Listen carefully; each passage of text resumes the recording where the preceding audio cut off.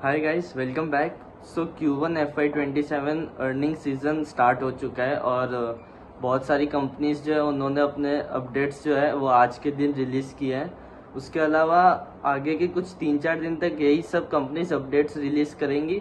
फिर उसके बाद पूरे पूरे प्रॉपर रिजल्ट्स और कॉन कॉल जो है वो होगा। तो अभी फ़िलहाल आज के वीडियो में हम लोग कुछ 5-6 कंपनीज के बारे में डिस्कस करेंगे और मैंने यहाँ पर लिख रखा है सारा डेटा।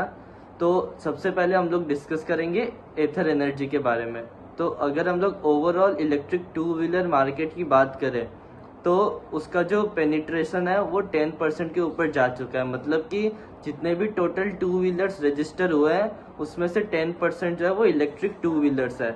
आज से कुछ 2 साल पहले ये नंबर लगभग 5% था, तो डबल हो चुका है और आने वाले समय में ये और ऊपर जा सकता है और जाएगा ही, क्योंकि गवर्नमेंट सपोर्ट है और गवर्नमेंट पॉलिसीज जो है वो एक टेलविंड की तरह एक्ट कर रही है इलेक्ट्रिक टू व्हीलर मार्केट में। उसके अलावा इस मंथ में मतलब जून में जो व्हीकल रजिस्ट्रेशंस हुए हैं इलेक्ट्रिक टू व्हीलर्स के वो ईयर ऑन ईयर बेसिस पे 62% से ग्रो करे। तो अब अगर हम लोग एथर की बात करें तो Ather is growing faster than the overall E2W sector. ठीक है, मतलब कि एथर ने जो टोटल रजिस्टर्ड यूनिट्स की ग्रोथ दिखाई है वो लगभग 92% के आसपास है, 90 to 95%। तो क्योंकि वो जो पूरा इलेक्ट्रिक टू व्हीलर मार्केट है वो लगभग 62% 63% से ग्रो करा है और एथर उससे फास्ट ग्रो करा है। मतलब कि इनका जो नंबर्स है वो इस बार बहुत बढ़िया आया है। ठीक है, और उसके अलावा एथर जो है वो अभी फिलहाल मार्केट में 3rd नंबर पे है। मतलब कि जो E2W पूरा मार्केट है उसमें 3rd रैंक पर एथर है according to the market share. First और सेकंड में आई थिंक TVS और बजाज है, फिर एथर आ गया। सो एथर जो वो कंटिन्यूसली अपने मार्केट शेयर को इंक्रीज भी करे जा रहा है एंड आई एम एक्सपेक्टिंग कि Q1 FY27 के जो रिजल्ट्स हैं वो बहुत बढ़िया आएंगे एथर के लिए। अब हम लोग ओला के बारे में थोड़ा सा डिस्कशन कर लेते हैं। तो ओला का जो है numbers year on year basis पे घट गया है, तो 22% जो है नीचे आ गया। लेकिन क्वार्टर ऑन क्वार्टर बेसिस में देखे या मंथ ऑन मंथ बेसिस में हम लोग देखें टू बी स्पेसिफिक, तो अगर हम लोग मार्च अप्रैल मई जून मंथ ऑन मंथ बेसिस पे कंपैरिजन करें तो नंबर्स जो है वो ऊपर की तरफ जा रहे हैं। लेकिन अगर हम लोग पूरा E2W मार्केट को कंपेयर करें ओला के नंबर से तो पूरा E2W मार्केट ग्रो करा है by around 62%, Ola degrow करा है। तो अभी भी जो है as compared to the overall sector Ola का नंबर्स थोड़े से कमज़ोर हैं। और ओला का मेन प्रॉब्लम ये है उनका आफ्टर सेल्स सर्विस। तो उन्होंने अभी एक प्लांट सेटअप करा है फॉर मैन्युफैक्चरिंग बैटरीज। तो उस बैटरीज मैन्युफैक्चरिंग के जगह अगर ये लोग आफ्टर सेल्स सर्विस में अपना थोड़ा फोकस ज़्यादा करते देन आई थिंक कि इनके लिए थोड़ा सा बढ़िया होता। और एक और प्रॉब्लम ओला में ये भी है कि ओला का जो टोटल एड्रेसेबल मार्केट है वो एथर से कम है। उसके पीछे का रीज़न मैं आपको बताता हूँ। तो सपोज आज की डेट में आप एज्यूम करो कि 10 जन हैं जिनको इलेक्ट्रिक टू व्हीलर खरीदना है। ठीक है, उसमें से 3 ने पहले ही एक इलेक्ट्रिक टू व्हीलर खरीद रखा है और उन्होंने पहले ओला ही खरीदा है फॉर एग्जांपल, क्योंकि पहले ओला का मार्केट शेयर 50% था। तो आप अज्यूम कर लो कि उसमें से 3 ने पहले ओला खरीद के रखा है।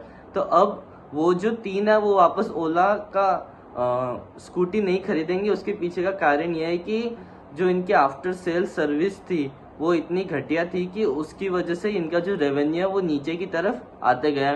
तो अब अगर हम लोग टोटल एड्रेसेबल मार्केट की बात करें तो एथर जो है वो उन 10 जनों को अपनी स्कूटी बेच सकता है, क्योंकि उनको एथर से कोई कंप्लेंट नहीं है। लेकिन ओला जो है वो 7 जनों को भी बेच सकता है, क्योंकि पहले से उन्होंने 3 जनों को बेच रखा है और उनका एक्सपीरियंस इतना बढ़िया नहीं था।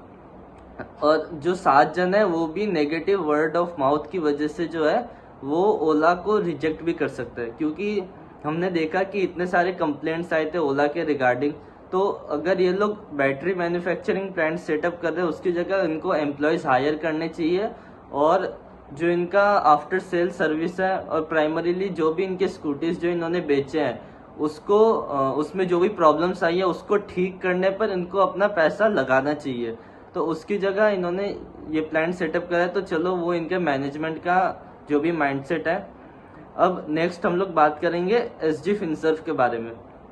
तो ये एक एनबीएफसी कंपनी है और ये प्राइमरीली सप्लाई चेन फाइनेंसिंग वाले सेगमेंट में है। सप्लाई चेन फाइनेंसिंग अगर एक एग्जांपल से समझाऊं तो जैसे आज वाहन डेटा आया है तो उसी के एग्जांपल से समझते हैं। तो सपोज टाटा मोटर्स जो है उसका कोई डीलर है और उसको वर्किंग कैपिटल लोन चाहिए for day to day operations. तो यहाँ पर एसजी फिनसर्व क्या करता है, वो उस डीलर को जाके लोन्स देता है। तो आप इतना से समझ लो कि सप्लाई चेन फाइनेंसिंग में मतलब जो वर्किंग कैपिटल हो गया उसमें, या फिर और भी जो डे टू डे एक्सपेंसेस है उसके लिए एसजी फिनसर्व जो है वो फाइनेंस करता है टू डीलर्स। तो ये इनका प्राइमरी बिजनेस मॉडल समझ लो आप। लगभग उनके एयूएम का 75% जो है वो सप्लाई चेन फाइनेंसिंग में ही है। तो इस बार जो इनका टोटल लोन बुक है या टोटल एयूएम है वो ईयर ऑन ईयर बेसिस पे 82% से ग्रो करा है, which is a very good number. Overall उन्होंने FY27 में गाइड करा था कि 25 to 30% के आसपास ये लोग अपने लोन बुक को ग्रो करेंगे, लेकिन Q1 का इनके नंबर्स जो है वो बहुत बढ़िया आए हैं। सो आई एम क्वाइट सेटिस्फाइड। और इनका लोन बुक जो है वो लगभग 4100 करोड़ तक पहुंच चुका है। तो अभी भी इनका बेस बहुत छोटा है, क्योंकि यहाँ से ग्रो करने के लिए इनके पास आगे बहुत अपॉर्चुनिटीज है इस वजह से। अब नेक्स्ट जो कंपनी है वो है हडको, मतलब HUDCO। तो ये एक हाउसिंग फाइनेंस कंपनी थी पहले। अभी के टाइम पे इनका जो मेजर पार्ट एयूएम का जो मेजर पार्ट है वो आगे इनका अर्बन इंफ्रास्ट्रक्चर में। तो सबसे पहले इनका ट्रांजिशन समझते हैं। आज से 3 साल पहले जो इनका अर्बन इंफ्रास्ट्रक्चर वाला पार्ट था वो टोटल एयूएम का लगभग 45% के आसपास था, और बाकी का जो 55% था वो था एफोर्डेबल हाउसिंग फाइनेंस में। लेकिन अभी के टाइम पे FY26 के एंड तक ये जो है 75% अर्बन इंफ्रा हो गया और 25% एफोर्डेबल हाउसिंग हो गया। अर्बन इंफ्रास्ट्रक्चर का अगर मैं मतलब समझाऊं तो जो भी Tier 1 Tier 2 सिटीज है उनमें अगर किसी को स्कूल्स, रोड्स, हॉस्पिटल्स, हाईवेज ये सब कंस्ट्रक्ट करना है तो फिर उसके लिए ये लोग लोन्स देते हैं। तो इस बार इन्होंने अपने कुछ अपडेट्स रिलीज करे हैं।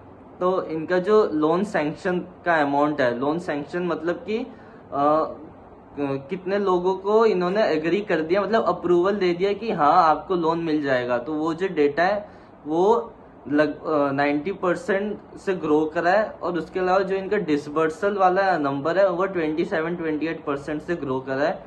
तो I would consider it as an average company, मतलब एवरेज एनबीएफसी है, आप इसको जरूर ट्रैक कर सकते हो।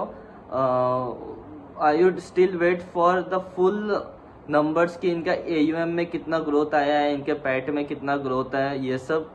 बाकी इन्होंने ये भी गाइडेंस दिया है कि FY27 में ये लोग जो है वो अपने NNPA नंबर को 0 कर देंगे। ठीक है, तो ये हो गया हडको का बात, HUDCO। तो अब हम लोग बात करेंगे क्यूपिड के बारे में। So Cupid can be called as the protection stock of Indian stock market. तो उन्होंने इस बार जो अपना गाइडेंस इंक्रीज करा है, तो FY27 का इन्होंने पहले गाइडेंस दिया था 600 करोड़। इस बार मतलब कल ही इन्होंने प्रेस रिलीज कर दिया था, मतलब कि पूरा क्वार्टर खत्म ही नहीं होने दिया, 30 जून खत्म ही नहीं होने दिया, उसके पहले इन्होंने अपडेट रिलीज कर दिया कि हम लोग जो अपना FY26 गाइडेंस को इंक्रीज कर रहे हैं टू 660 करोड़। तो अगर 660 करोड़ ये लोग करते हैं तो इनका ईयर ऑन ईयर बेसिस पे लगभग आई थिंक कितना 70% रेवेन्यू ग्रोथ आ जाएगा। उसके अलावा Q1 FY27 में इनका रेवेन्यू गाइडेंस है लगभग 150 करोड़ के आसपास। तो इसको अगर हम लोग Q1 FY26 से कंपेयर करें तो इनका रेवेन्यू ग्रोथ आता है 230%, which is a fantastic number. और इन्होंने ये भी कहा है कि हमारे पास बहुत सारे ऑर्डर्स आए हैं from health care industry, private players और गवर्नमेंट प्लेयर्स। तो मेरे को समझ नहीं आ रहा गवर्नमेंट क्यों ऑर्डर दे रही है, तो चलो जो भी है, इनका ऑर्डर बुक विजिबिलिटी बहुत स्ट्रांग है। और इसके अलावा बहुत सारे लोग ये सोच रहे हैं कि इतने हाई पी पे ट्रेड कर रहा है तो मे बी इसके ऊपर इनका शेयर प्राइस ना जाए। तो वैसे जनरली होता नहीं है, क्योंकि कंपनी का फ्यूचर का परफॉर्मेंस अगर इम्प्रूव करते जाता है तो कंपनी का पी जो है वो किसी भी लेवल पे हो, स्टॉक जो है वो पैसा बनाएगा ही। तो ये बात है क्यूपिट का। अब हम लोग बात करते हैं कैपिट टेक्नोलॉजीज के बारे में। तो इसका बिजनेस मॉडल सबसे पहले समझ लेते हैं। तो ये क्या करती है, ये प्राइमरीली आपका जो भी मतलब व्हीकल वाली कंपनीज होती है जिनके व्हीकल्स होते हैं, तो ये कंपनी उन व्हीकल्स के लिए सॉफ्टवेयर डिजाइन करके उनको देती है। मतलब कि जैसे कोई ऐसी कंपनी है जिनको अपने इलेक्ट्रिक व्हीकल का सॉफ्टवेयर बनाना है, तो फिर कैपिट जो है वो उनकी हेल्प करता है सॉफ्टवेयर डिजाइन करने में। और उसके अलावा इनका जो एक छोटा सा सेगमेंट है रिगार्डिंग क्लाउड सर्विसेज। तो इतना जानना काफी है, क्योंकि Q1 FY27 में भाई इनके अपडेट्स बिल्कुल ही खराब हैं। तो ईयर ऑन ईयर बेसिस पे रेवेन्यू जो है वो 1% से डीग्रो करा है। उसके अलावा इन्होंने कहा है कि Q2 ऑफ FY27 में भी सिमिलर ग्रोथ ही होगी, मतलब कि और 1% घटा दो। तो वही ऐसा एज सच इस कंपनी में इतना कुछ दम है नहीं, बढ़िया नंबर्स आए नहीं है। और वही आपने आज देखा कि स्टॉक कितना पिल गया। तो that's it from this video. We have covered around 6 companies. और अगर और भी कोई कंपनीज के अपडेट्स आते हैं तो वो मैं अलग वीडियो बना के आपके साथ डिस्कस करूँगा।